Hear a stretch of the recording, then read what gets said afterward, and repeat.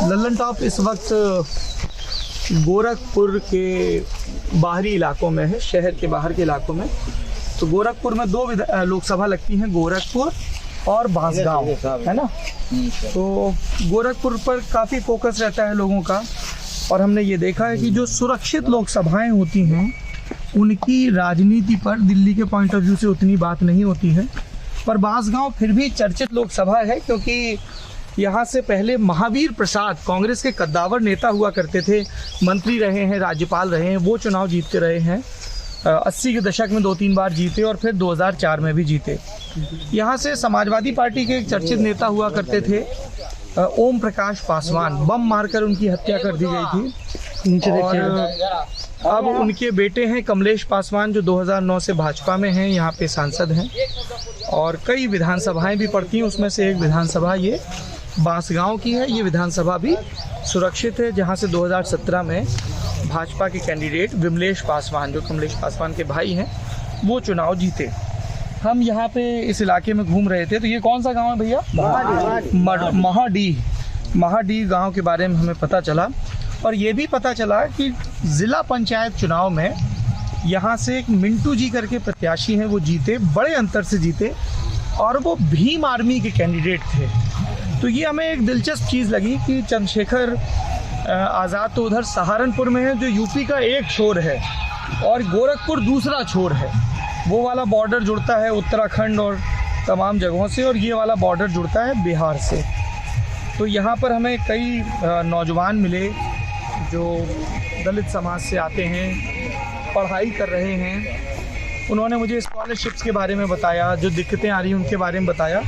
और मिंटू जी तो मुझे बताया गया कि कहीं बिज़ी हैं, चुनाव में कुछ हो गया है, पर उनके हमें प्रतिनिधि मिल गए हैं। तो इन सब लोगों से बात करेंगे। क्या नाम है आपका भैया? मेरा नाम सत्येंद्र कुमार है। सत्येंद्र, तो मुझे ये बताइए कि यहाँ भीम आर्मी की शुरुआत कैसे हुई, क्या पूरी भूमिका रही? क्योंकि मुझे लोगों ने कहा कि मिंटू जी पहले बसपा से टिकट मांग रहे थे। दरअसल टिकट मांगने का जो क्रम है वो बाद में आई। हाँ, भीम आर्मी पहले। भीम आर्मी कब स्थापित हुई? भीम आर्मी 2018 में यहाँ जहाँ घर पहुँच गई 2018 में। 2018 जब 2017 में सहारनपुर जो दंगा हुआ था, और जो ठाकुर समाज के लोगों ने हमारे दलित समाज का घर जलाए थे, लोगों को पीटा था, मारा था। उसके बाद सहारनपुर के जो हमारे वर्ग जो दलित समुदाय के लोग हैं, हाँ, यहाँ वो उस घटना को लेकर जब उन्होंने एक मीटिंग रखी, तो प्रशासन के लोगों ने मीटिंग नहीं रखी। कहाँ? वहाँ पे सहारनपुर। हाँ। तो इसके बदले घटना के रोकने का प्रयास हुआ, इस मीटिंग रोकने का। तो वो हमारे समाज के लोगों ने उनके अंदर रोष पैदा हुआ, और वो घटना वो वहाँ का तो हिस्ट्री पता है। तो मैं यहाँ गोरखपुर का। उसके बाद वो घटनाएं यहाँ पर भी जानी गई, हाँ जी, घटनाएं जानी गई। और जो हमारे दलित समुदाय के जो खास करके युवा हैं, उनके अंदर ये चीज़ें गई कि क्यों ही ना कहीं हम भी भीम आर्मी से जुड़े, क्योंकि भीम आर्मी हमें एक ऊर्जा देती है। ऊर्जा। अच्छा, मुझे एक चीज़ बताइए, ये नितेश हैं, इनसे हमारी दोस्ती हो गई है, इन्होंने अभी बीएससी किया है, ये बीएड कर रहे हैं, और आपका नाम है सुधीर है। सुधीर ने भी बीए किया है ना, ये भी बीएड करना चाह रहे हैं। तो अभी इन दोनों दोस्तों ने मुझे पूरा स्कॉलरशिप का प्रोसेस समझाया। ये भाई साहब आपके साथ हैं क्या? हाँ? ये पूरा वीडियो अपलोड होगा लल्लन टॉप पे, आपको अलग से रिकॉर्ड करने की आवश्यकता नहीं, बिल्कुल निश्चिंत रहिए, एक भी कट नहीं लगेगा, है ना। तो और मैं आप लोगों से ये जानना चाह रहा हूँ, जैसे बहुजन समाज पार्टी पहले से थी, तो फिर भीम आर्मी आई, तो दोनों में किस तरह का फर्क देखते हैं आप लोग? दोनों पॉलिटिकल पार्टी हो गई, वो आजाद समाज पार्टी है, वो बहुजन समाज पार्टी। भाई साहब थोड़ा पीछे कैमरे के सामने बताइए। जो लड़कों दलित समुदाय के जो लड़के थे, जस्सू कमेटी के लोग, और रुझाने थे कि हम सामाजिक संगठन भीम आर्मी, और भीम आर्मी सामाजिक संगठन है, वो हमारे हक अधिकारों के लिए लड़ती है। जहाँ भी अन्याय होता है भीम आर्मी वहाँ पहुँचकर न्याय दिलाने का काम करती है। इस मुद्दे को लेकर भीम आर्मी से जो युवा हैं, साथी हमारे हैं, जो हमारे दलित समुदाय के, उन्होंने जुड़ा शुरू किया। नहीं, मेरा जुड़ना शुरू किया, मैं बता रहा हूँ। उसके बाद जब आज़ाद समाज पार्टी बनी, तो कहीं न कहीं जो युवा जुड़े थे भीम आर्मी से, वो नाराज कहीं हुए कि हम भीम आर्मी को सामाजिक तौर पर देखना चाहते हैं, राजनीतिक तौर पर नहीं। राजनीतिक तौर तो बहुत सारे युवा नाराज हुए, भीम आर्मी छोड़ी, मगर कुछ लोग अभी पद पर बने हुए हैं, अभी भी काम कर रहे हैं। आपका क्या सोचना है नीतीश इस बारे में? हमारा सर यही सोचना है कि बहुजन समाज पार्टी तो पुरानी पार्टी है, आज़ाद समाज पार्टी आ गई है, इससे हम लोगों का पार्टी नहीं उनको बनाना चाहिए था, भीम आर्मी में ही उनको संगठन में रहना चाहिए था। अभी तुरंत आए, तुरंत अपना पार्टी में थोड़ा बहुत हमको घाटा महसूस हो रहा है। शक्ति बढ़ती लग रही है। वोट हम लोगों का, वोट का जो अधिकार है हम लोगों का, वो हम लोगों का बढ़ जाएगा। हम लोग अपने सरकार में आने से वोट बंटवारा हो जाता है दलित समाज, कहीं ना कहीं एक तरफ से देखे तो बंटवारा हो जाएगा। लेकिन फिर भी सर अधिकांश लोग बीएसपी की तरफ ही रहेंगे, क्योंकि वो एक राष्ट्रीय पार्टी है सर हम लोग के थ्रू। तो आप लोग कह रहे हैं कि भीम आर्मी एक सामाजिक संगठन के तौर पे किन किन क्षेत्रों में काम करती है भीम आर्मी यहाँ पे? वो शिक्षा देने का, बच्चों का शिक्षा देने का काम। जैसे आप दोनों लोग पढ़ाई कर रहे हैं, तो आप लोग क्या भीम आर्मी से जुड़े रहे हैं? Yes sir. किस तरह का जुड़ाव होता है, किस तरह की मीटिंग? सर ये सामाजिक संगठन है, जैसे कि सर कोई भी अत्याचार होता है किसी के प्रति, तो भीम आर्मी के जो भी मतलब युवा हैं उसमें जो जुड़े हैं तुरंत पहुंचते हैं उसको न्याय दिलाने के लिए। तो हम लोग को सर अच्छा लगता है, एक संगठन के रूप में मजबूत होती है। तो जाति आधारित अगर कोई हिंसा हो रही है तो उसमें वो एक फ्रंटल दिखता है। आप क्या करते हैं विश्वकर्मा जी? यही किसानी काम करते हैं। भगवान है वो। आप इनको अगर आपके चाचा जी इसीलिए ना थोड़ा सा तो खेती किसानी करते हैं, मनरेगा की मजदूरी वगैरह भी करते हैं? मजदूरी का कितना पैसा आता है चाचा मनरेगा मजदूरी का? मजदूरी का आता है 250-200 रुपये। मनरेगा का जो आता है वो मनरेगा। और वो श्रमिक सम्मान निधि भी आया है खाते में? हाँ, खाता में कितना? महीना में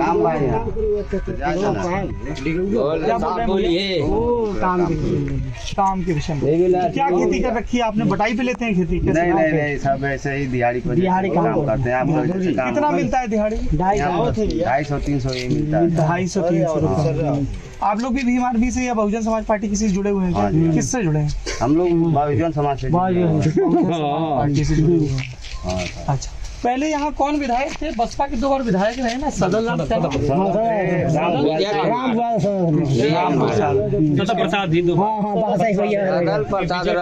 एक विजय के बाद विजय 2002 में सदम जी चुन के आए ना लोकसभा के लिए। 2007 में भी 2007 में भी जीते और 2012 में बसपा से ही डॉक्टर विजय कुमार वो भी यहाँ से विधायक रहे। ये बांसगांव की जो विधानसभा है वो बसपा का बसपा का गण माना जाता है। तो यहाँ पे पुराने बामसेफ के भी कार्यकर्ता रहे होंगे जो पुराने जमाने में काशी राम जी के जमाने के हैं? नहीं, काशी राम वाले गाँव में मिल जाएंगे, मगर अभी तो इस गांव में बगल वाले गांव आगे वाले इस गांव में नहीं है। तो क्या ये अम्बेडकर गांव भी घोषित हुआ था क्या?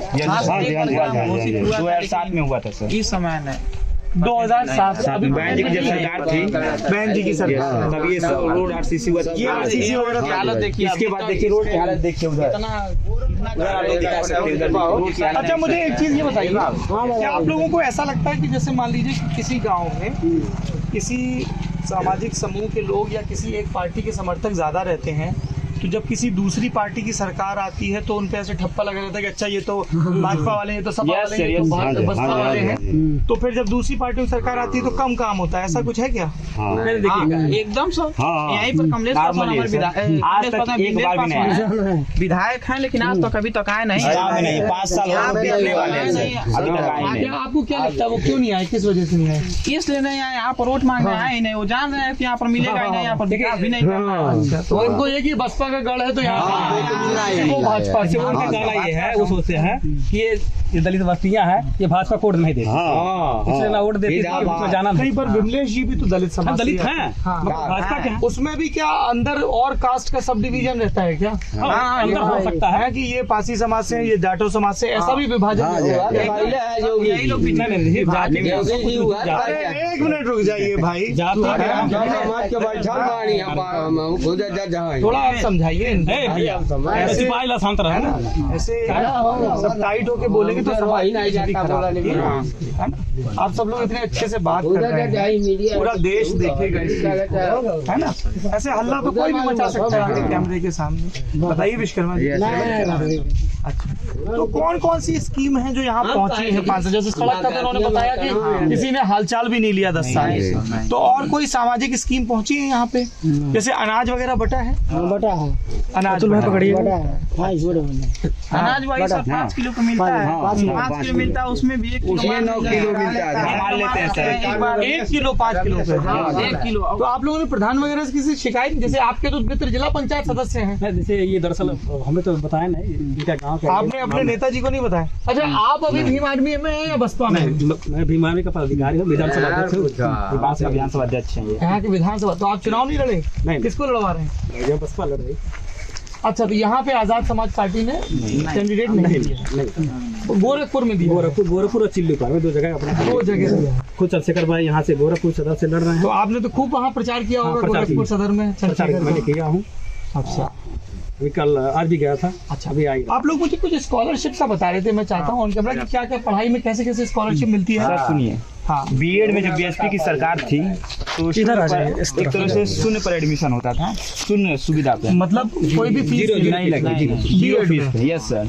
लेकिन जो SC समाज के लोग Yes, हैं sir. उनकी, Yes, तो sir. उसमें आय प्रमाण पत्र भी लगता Yes, था sir. या सिर्फ जाति प्रमाण पत्र? आय और जात दोनों लगता था सर, लेकिन वर्तमान आय, जाति और निवास। हाँ, इनका सर हम बता रहे हैं, ये बीएड करना चाह रहे थे लेकिन पैसे की वजह से कर नहीं पाए अगली बार। पैसे की कमी हाँ, की वजह क्योंकि स्कॉलरशिप हम बंद भी- हो गई थी पूरी। हम भी अपना पढ़ाई जारी रखने के लिए इस साल हम एडमिशन लिए बीएड में, लेकिन कितना मुशक्कत से लिए हम ही जान रहे हैं। से। 52,000 की स्कॉलरशिप मिला? हाँ, हमको स्कॉलरशिप मिला है, पर मेरा परसेंटेज थोड़ा अधिक था इसलिए हमको कितना मिला है। था आपका और परसेंटेज? मेरा भाई अभी है, उसका स्कॉलरशिप नहीं आया। कितना अभी तक। परसेंटेज था आपका? मेरा 56% है। तो उसमें क्या क्राइटेरिया 55% का है? हाँ, 55 पर जो जिसका अधिक रह रहा है उसको पहले दे रहे हैं, और जिसका 55 से ज्यादा है हाँ, उसको मिल रहा है। उसको मिल अच्छा, रहा है, एक चीज बाकी ये का नहीं बताइए मिल रहा लगभग। कि मैंने देखा है कि उत्तर प्रदेश के नौजवानों में, आप में से भी कोई पढ़ाई कर रहा है क्या? आ जाइए, इधर ही आ जाइए, इधर ही आ जाइए।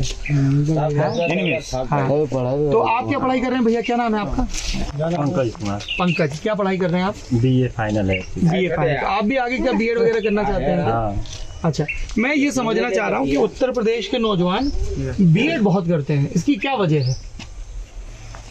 इसकी यही वजह है कि सर, जैसे प्राइमरी में हो गया, प्राइमरी टीचर के लिए, तो अगर बीएड जो किया रहेगा वही प्राइमरी के लिए अप्लाई कर सकता है। अच्छा, तो वो एक प्राइमरी टीचर का जो भर्ती आता है, हाँ। उसकी वजह से बीएड का क्रेज है। हाँ, प्राइमरी हो गया, प्राइमरी के लेकर वो इंटर लेवल तक टीजीटी का होता है। पीजीटी, टीजीटी के लिए भी और प्राइमरी के लिए भी। पीजीटी के लिए एमए होना अनिवार्य है, पर आप ठीक है, पोस्ट ग्रेजुएशन होना है। हाँ, ठीक है, और बीएड जो होता है वो टीजीटी और प्राइमरी लेवल, प्राइमरी उच्च प्राथमिक दोनों, इन दो यानी 1 से 5 और 6 से 8 बीएड करने के पीछे मंशा ये रहती है कि बीएड कर लेंगे तो जब सरकारी टीचर की नौकरी निकलेगी तो हम लोगों को सिलेक्शन हो जाएगा। अच्छा, सिलेक्शन के लिए। सिलेक्शन के लिए। और इसके अलावा जैसे मान लीजिए सरकारी नहीं मिल रहा है तो फिर और क्या विकल्प रहता है रोजगार का इसी बीएड की डिग्री के आधार पे? या प्राइवेट स्कूलों में पढ़ाने को प्रेफर करेंगे या कुछ और करेंगे? हाँ, देखिए क्या है ना, अब बीएड करने के बाद हम प्राइवेट में कोई सुविधा नहीं, इसका कोई मतलब नहीं है। अच्छा, सरकारी में कोई मतलब है, क्योंकि बीएड प्राइवेट जो संस्थाएं हैं वो किसी व्यक्ति विशेष का है, वो हमें रखेगा या नहीं रखेगा उसके ऊपर निर्भर करता है। अच्छा, हाँ, मतलब वो वहाँ पे योग्यता के अलावा जाति भी देखते हैं। बिल्कुल बिल्कुल एकदम हर जगह बताइए जरा। हाँ, जात का मुद्दा सर इतना छा लिया है कि हम क्या बताएं अब। बताइए। हर चीज में देखिए, पढ़ाई से लेकर जहाँ कॉलेज जाओ वहाँ भी जात, जहाँ जाओ वहाँ जात, रूम लेने के लिए गोरखपुर में जात, हर जगह जात विशेष का इतना बड़ा है कि हम क्या बताएं आपको। देखिए जाति का जो ये खाई जो बनाई गई है ना, ये भी लोगों के दिमाग में है। अब वो हर समय उपस्थित हो जाती है, हमेशा मौजूद होती है। बात बात में जात, किसी काम को लेकर जात, हम रूम लेने जाए तभी जात हमारी पूछी जाती है। यहाँ पे मैं डेविल्स एडवोकेट हो रहा हूँ। जैसे कई लोग ये भी कह सकते हैं कि एक मिनिमम शैक्षणिक योग्यता तो होनी चाहिए वजीफा देने के लिए, कि कम से कम 50% या 55%, जितना भी हो 1%। आपको लगता है क्या कि कोई मतलब मान लीजिए किसी का 40% नंबर है तो उसको भी वजीफा मिलना चाहिए? या इसके बजाय आप ये कहेंगे, मतलब मैं आपका सजेशन चाह रहा हूँ कि जैसे सब लोग BA MA करेंगे, है ना, तो सब BA MA करेंगे, बीएड करेंगे तो सरकारी नौकरी तो एक लिमिटेड है। इसके बजाय अगर कॉलेजों में स्किल डेवलपमेंट की ट्रेनिंग दी जाए। इसी वजह से अभी हमको एक लड़की मिली थी जो कि पंचायत सहायिका बनी है, 6,000 रुपये मानदेय पे, अंशु गौड़ उसका नाम है। तो मैंने उससे पूछा कि तुम सरकार को क्या सलाह देना चाहोगी, तो वो बोली कि एक उसने बड़ी अच्छी सलाह दी। उसने कहा कि कॉलेज बड़ा दूर पड़ता है तो कई लड़कियां जा नहीं पाती हैं, तो अगर परिवहन की सुविधा हो जाए तो ज़्यादा लड़कियां पढ़ने जाएं कॉलेज में। दूसरी उसने सलाह दी कि अगर कॉलेजेस में सिलाई बहुत अच्छे से सिखाई जाए या कंप्यूटर बहुत अच्छे से, तो ये ऐसे स्किल हैं जो आपको अलग से रोजगार दे सकते हैं अगर सरकारी नौकरी ना मिले। तो आप लोग क्या सुझाव देना चाहेंगे सरकारों को? हमारा यही सुझाव है सर, ये बहुत ही अच्छी टेक्निक है। स्किल एंड क्या टेक्निक अच्छी है? यही कि मतलब स्किल एंड जो है, स्किल वाली जो डेवलपमेंट है, इसको सबको सिखाना चाहिए, क्योंकि सरकारी नौकरी सबको देना पॉसिबल नहीं है। तो बीए में क्या अनिवार्य रूप से ऐसा कर दिया जाए कि एक स्किल सेट तो चुनाव करना ही होगा? एकदम टेक्निकल नहीं, टेक्निकल तो अलग हो गया जो पॉलिटेक्निक आईटीआई में है। जैसे जितने बच्चे भी बीए कर रहे हैं, अगर वैसा अनिवार्य हो जाए, जैसे मान लीजिए एक कॉलेज है, वो मान लीजिए उसमें बीए में 8-10 सब्जेक्ट ऑफर कर रहा है और वो कोई 3 ऐसी स्किल सेट पकड़ ले, है ना, वो किसी भी चीज़ का हो सकता है, वो वुड क्राफ्ट से जुड़ा हो सकता है, वो कंप्यूटर से जुड़ा हो सकता है, वो सिलाई से जुड़ा, कुछ भी हो सकता है, कि आपको बीए के साथ साथ 3 साल ये एक चीज़ की ट्रेनिंग करें, तो आपको लगता है इससे फायदा मिलेगा? एकदम सर। बीए जैसे बीए क्या होता है, बीए अलग रहेगा, ये अलग रहेगा, लेकिन साथ में करना है। साथ में सेपरेट तो है, लेकिन जब तक आप उसको कंपलसरी नहीं करोगे लोग सीखेंगे नहीं ना। तो ये है कि 3 साल आप बीए करके निकले तो आपके पास एक क्राफ्ट भी आ गया, एक कला भी आपने सीख ली जो आपको रोजगार दे सकती है। बहुत आपको लगता है कि लोग सीखेंगे? आप लोग सीखते? अगर ऐसा होता बीए के साथ, ऐसा होता तो हम जरूर सीखते हैं सर। Yes sir. हम ही नहीं, जितने भी छात्र हैं लगभग सब सीखते हैं। मान लीजिए जो तो गवर्नमेंट में चला गया उसके लिए तो अच्छा है, जो बचा वो तो कहीं न कहीं लग तो सकता है, कुछ तो रोजगार कर लेगा। किस किस तरह की स्किल सिखाए जा सकते हैं बीए के साथ, बताइए। आप लोगों से अगर पूछा जाए, बताइए क्या आपका नाम है भैया? जी निमेश कुमार। निमेश कुमार। क्या आपने पढ़ाई की है? जी सर, ग्रेजुएशन लास्ट ईयर है। Last year. क्या क्या सिखाया जा सकता है बीए में जो सब्जेक्ट रेगुलर है उनके साथ साथ, जिससे आपको लगता है कि आगे रोजगार पाने में मदद मिल सकती है? जो सर वो ही है, पढ़ाई के हिसाब से करवाना चाहिए था। नहीं, क्या आपको लगता है खेती की कुछ ट्रेनिंग दी जा सकती है, कोई और उन्नत खेती की नहीं जरूरत है? नहीं सर, बहुत जरूरी है। उन्नत खेती हो गया, मान लीजिए, और सिलाई कढ़ाई, उन्नत खेती एक हो गया। क्या कोई जैसे बागवानी वगैरह? सर दोहरी खेती भी तो कराई जा सकती है। दोहरी खेती क्या होता है ये बताइए। सर जैसे मान लीजिए इसमें गेहूं की फसल, ये सामने गेहूं लगा है, थोड़ा हट जाइए। इसमें सर मान लीजिए साइड पेड़ लगा सकते हैं। हाँ, जैसे हमने वहाँ मेरठ की तरफ देखा है, लोग अपने खेत की मेड़ पे पॉपुलर पेड़ लगा सकते हैं। इसमें सर मान लीजिए क्योंकि हम लोग के पास तो खेत है नहीं, हम लोग नहीं कर सकते क्योंकि हम लोग गरीब हैं। इसमें अगर हम लोग के पास ऐसा होता, हम लोग दोहरी खेती करते, इसमें फार्म बनाते हैं। फार्म के जरिए से दोहरी खेती, नीचे दूसरी फसल होती, ऊपर दूसरी फसल होती। हमारे एक मित्र हैं आकाश चौरसिया, उनका नाम है, सागर में, तो वो त्रिस्तरीय खेती करते हैं। जमीन पे एक कुछ उन्होंने लगाया अरबी वगैरह कुछ, फिर थोड़ा सा ऊपर हाइट पे उन्होंने कुंदरू की बेल लगाई और फिर उसके भी ऊपर पपीता लगाया। जैसे त्रिस्तरीय 4 स्तरीय खेती। तो एक तो हो गया कि खेती के प्रयोगों पर शिक्षा दी जा सकती है। दूसरा आप लोग कह रहे हैं कि सिलाई कढ़ाई बिनाई सिखाई जा सकती है। एकदम 2 हो गया। और क्या सिखा सकते हैं? कास्ट कला जो कारपेंटरी का काम है वो भी सिखा सकते हैं। कारपेंटर का हाँ सिखाया जा सकता है, वो एक स्किल हो सकता है। सरकार को एक बनाना चाहिए कि क्या क्या लड़कों के लिए भविष्य में मतलब क्या क्या कराया जा सकता है, और लड़कियों के लिए भी। हाँ, लड़के दोनों के लिए। क्योंकि सर इस समय बेरोजगारी इतनी बढ़ गई है कि लड़के बेरोजगार होते एकदम चले जा रहे हैं, एकदम परेशान, एकदम वही सर बेरोजगारी की संख्या एकदम बहुत समस्या हो गई है, बहुत बड़ी समस्या हो गई है सर। अच्छा, जैसे हमने कहा कारपेंटरी, इन्होंने टोका की पढ़ लिख के क्या ये करेंगे? आपको लगता है कि स्किल, शिक्षा और सामाजिक प्रतिष्ठा, इनमें आपस में कुछ विभेद है कि ये काम नहीं करना है, ये काम करना है, उसका सामाजिक सम्मान से कुछ अपने यहाँ ये बहुत ज्यादा है ना? क्या बताइए, जरा समझाइए। ऐसा है, देखिए अभी क्या है, जब एक चुनाई करने वाला व्यक्ति होता है जो घर बनाता है, वो चुनाई करने वाला जो मसाला बना के देता है उसमें अंतर होता है, तो सम्मान में भी अंतर होता है। सम्मान में उसको लोग मिस्त्री साहब बुलाते हैं, इसको लेबर में पता नहीं क्या बोलेंगे, रे बोलेंगे। हाँ, हमेशा ऐसा मिस्त्री बोलेंगे। साहब बोलते हैं, ये आपने ठीक बात तो की। ये अंतर मिलता है, मसाला तैयार ठीक करते है हैं। ना। हाँ, ये अंतर मिलता है। कारपेंटर जिस काम से लेबर हम रह गए, उस काम के हिसाब से हमें सम्मान मिलता है। जितना हम नीचे वाला पर काम जितना करेंगे, स्किल आता रहेगा उतना तो सम्मान बढ़ता रहेगा, क्योंकि मिस्त्री के पास वो स्किल है कि मसाला कैसा तैयार करें, है, इसलिए हम लोग मिस्त्री साहब बोलने लगे। वो जो स्किलें बढ़ते जाएंगे तो सम्मान उसका बढ़ता है। हाँ, जितना बढ़िया स्किल वो करेगा उतना या ये हो सकता है कि जो पॉलिटेक्निक और ITI हैं उनको कॉलेजेस के साथ अटैच कर दिया जाए। मैं थोड़ा समझना चाह रहा हूँ कि कैसे कर सकते हैं, क्यों, क्या सुझाव है, क्या सरकार से क्या मांग है तुम्हारी? सरकार से ये है कि हम लोगों को अच्छी से देखना चाहिए और बेरोजगारी बढ़ती जा रही है। उसका उसी के तो इलाज पे हम लोग बात कर रहे हैं ना। एक तो हो गया कि पढ़ाई कैसा होता है कॉलेजेस में, प्राइवेट में पढ़ते हैं सरकारी में आप लोग? प्राइवेट कैसी पढ़ाई होती है? पढ़ाई तो फिलहाल ठीक है। लेकिन हम सरकारी पढ़े हैं। आप क्या करते हैं भैया पीछे?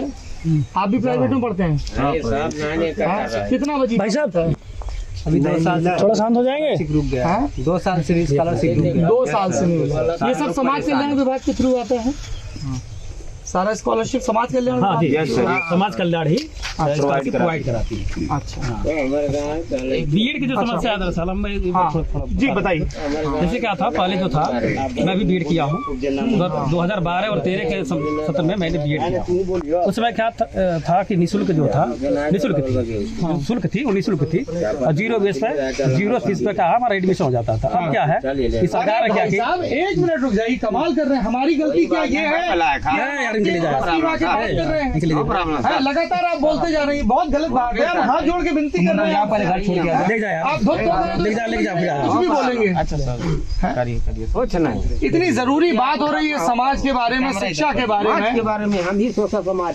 SOSCIL हम नहीं जान रहे हैं। बताइए, आप लोग बताइए ना, इतना जरूरी सा पढ़ाई लिखाई का बात है। अब ले जाइए उनको। अरे हम तो वहाँ से बात करते करते आ रहे हैं, ये पीछे आ गए। हम तो देखते अब बरसात हो गई हमारे गाँव का। 1 मिनट कैमरा बंद कर रहा हूँ, रुक जाइए। नहीं रुक जाइए, मत बंद करिए, ठीक है ऐसे। हाँ, आप कुछ बता रहे थे। हाँ, बता रहा था मैं कि मैं भी 2012 और 13 के सत्र में मैं बीएड किया हूँ जी। उस समय जो थी फीस थी, निःशुल्क में हमारा एडमिशन हो जाता था किसी भी विद्यालय में। मगर अब क्या व्यवस्था है, सरकारी व्यवस्था ला दी है कि अब 80 का जो एडमिशन लेंगे बच्चे, उनको अब जो फीस है, निर्धारित फीस है, वो साल भर की, 2 साल की अब तो हो गया है, तो 1 साल की जो निर्धारित फीस है उसको जमा करेंगे तब वो एडमिशन लेंगे। इससे समस्या ये हो रही है कि हमारे वजीफा कैसे आता है? जो आपने बोला 52,000 आया, सर फिर से उसको स्कॉलरशिप का जो पोर्टल होता है उस पर अलाइन करना वो पड़ता कह है। रहे हैं कि पहले आप अपने से फीस जमा करो, हाँ फिर आपके खाते में आएगा। वो भी मन करेगा तब देंगे, तो नहीं देंगे। नहीं तो ऐसा ही ना हुआ है। वो निःशुल्क करते हैं। वही तो हम कह रहे हैं। देखिए आप समस्या बता रहे हैं, वही तो बता रहे हैं मैं कि वही अब समस्या ये हो रही है कि पहले आदमी को एडमिशन लेने में, लड़के जो SC वर्ग से ST के लोग थे उनको एडमिशन लेने में समस्या नहीं होती थी, मगर अब समस्या होती है हमें 2012 के बाद से। हाँ 2012 के बाद से नहीं है, 3 साल पहले का है। तभी नहीं, आप बोले ना कि आपने 12-13 में मैं किया था, मैं 2012-13 में बीएड किया था। अब जो है 2-3 साल के लगभग ये चीजें हैं, ये सरकार में चल रही है, इस सरकार में, जो मौजूदा सरकार। सर एक प्राइवेट कॉलेज की सर हमें बताना अब बता रहे हैं सर, बता रहे हैं कि जो 80 के लोग हैं, लड़के हैं, अब इसका वो तुरंत फीस जमा करने के कारण वो क्या है, एडमिशन नहीं ले पा रहे हैं। ये समस्या है। गरीब आदमी कहाँ से आखिर छात्रवृत्ति मिल रही बाद में, सरकार दे रही है मगर बाद में दे रही है, पहले तो रोक रही है। हमारे पिता भी सर वहाँ दिल्ली में रहते हैं सर, मजदूर ही है वो भी। अच्छा, हमको एक आखिरी सवाल ये बताइए, जैसे मायावती जी 2007 में 4थी बार मुख्यमंत्री बनी और बसपा को पहली बार अपने दम पे बहुमत मिला, फिर वो 2012 में हार गई, उसके बाद फिर क्रमशः हारती है। तो इसका किस तरह का असर पड़ता है गांव के दलित समाज के? सर यही है सर, जैसे मैं गोरखपुर JRF हॉस्टल गोरखपुर में रहता हूँ, वहाँ पे सर 4 छात्रावास बनाई गई है 80 समाज के लिए, जो जिसने मायावती जी ने बनवाया था। आज तक योगी जी आए हैं, 5 साल हो गया, वहाँ से लिपाई पोताई का नहीं अभी तक हो पाया, दोबारा मेंटेनेंस नहीं हो पाया। मेरे बगल में एक पुराना हॉस्टल है, वो टूटने के कगार पर 4 साल हो गया, टूट गया है लगभग, दोबारा उसका फंड नहीं आया कि उसको नया रिपेयर करके तुरंत बनवा दिया जाए। रिपेयर जो करेगा उसको तो अलग बात है, एक कम से कम इनको अगर 80 से अगर इतना प्यार है तो थोड़ा सा एक अलग से भी बनवाना चाहिए था, अलग। हालांकि ये शिकायत कल जैसे विवेकानंद छात्रावास है ना एक गोरखपुर यूनिवर्सिटी में, संत कबीर, उसमें गए थे तो वहाँ के विद्यार्थियों ने भी यही शिकायत की थी। एक चीज़ मैं और जानना चाहता हूँ, कई राजनीतिक पार्टियों को अब ये लग रहा है कि बहन जी के बाद बसपा की कमान किसके पास होगी। कई लोगों को लगा कि जो इनके नेता हैं चंद्रशेखर, वो अपनी दावेदारी पेश कर रहे हैं। कई लोगों ने कहा कि अब वो जो नेशनल कोऑर्डिनेटर बना दिए गए उनके भतीजे आकाश आनंद। कई लोगों ने कहा कि बहुजन समाज से कोई नई लीडरशिप आएगी। आप लोग चूंकि समर्थक हैं, समाज से आते हैं, आप लोग क्या लगता है बसपा का आगे भविष्य में नेता कौन हो सकता है? हमारा तो यही मानना है कि सब जो हम लोगों के हक के लिए जो भी लड़ेगा, अगले चुनाव में जो भी हम लोगों के लिए हक लड़ेगा, वो कौन हो सकता है? उसको ही हम लोग नेता बनाएंगे। वो कौन हो सकता है? देखिए कहा रह जाता कौन हो सकता है, अच्छा, कोई भी हो सकता है। कोई भी हो सकता है सर, इसकी कोई भी हो कोई सकता ऐसा है। नहीं कि आप लोगों को लगता है कि ये सबसे सुटेबल कैंडिडेट जो हम लोगों के लिए पूर्ण रूप से लड़ेगा उसको हम लोग तुरंत बना देंगे। हम ही लोग हैं खड़ा करने वाले। यही मिंटू भैया हैं जो जिला पंचायत सदस्य हैं, उनका लेवल बहुत गिरा था, बहुत मतलब हम लोग के बराबरी में ही थे, लेकिन हम लोगों का एकदम जहाँ तहाँ हरदम सुने, हम लोग उनको आज जिला पंचायत सदस्य बनाए हैं उनको। आज हम ही लोग समाज संगठन के एकदम पर उनको बनाया गया है। देखिए तो जो भी हम लोग के लिए लड़ेगा उसको हम लोग उत्तराधिकारी की बात है बसपा की, वो अब ये तो बहन जी तय करेंगी, बहन जी तय करेंगे। बहन जी जिसको तय करेंगे उसको सब लोग मान लेंगे। बिल्कुल मानेंगे भाई, अब तक मानते आए हैं, अभी नहीं, मानेंगे। पर आपने तो अलग पार्टी बना ली। हम तो जैसे हमारा जो कहने का मतलब है कि हम कह रहे हैं, हम भी उसी कमेटी के हैं, हाँ। तो हमारे कह रहे हैं नहीं, पर आपकी पार्टी तो अलग हो गई ना। पार्टी तो अलग है। हाँ।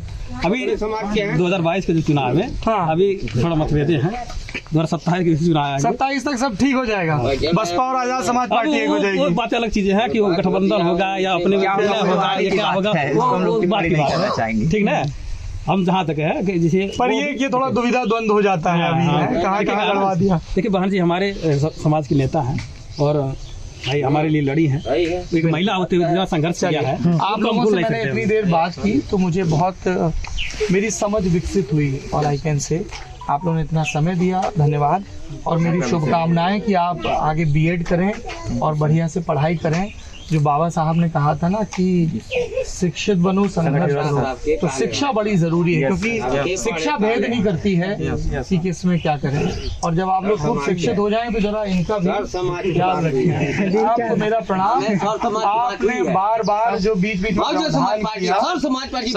ललन टॉपिक को मैं बहुत बधाई देता हूँ कि हम लोगों के बात के हमारे गाँव में आके हम लोगों को बात को स्वीकारा है और अपन न्यूज पर देखने का काम किया है। द ललन टीम न्यूज को मैं बहुत धन्यवाद। थैंक यू भाई, थैंक यू। चलिए आप देख रहे हैं ललन टॉप। उत्तर प्रदेश की सियासत के अलग अलग रंग, समाज के अलग अलग रंग, उनकी महत्वाकांक्षाएं, उनकी लोकतंत्र से जो आकांक्षाएं हैं, उसकी पड़ताल हम लोग लगातार फील्ड पर जाकर करते रहेंगे और बढ़ाते रहेंगे अपने कैमरे के साथी अमतेश जी का काम।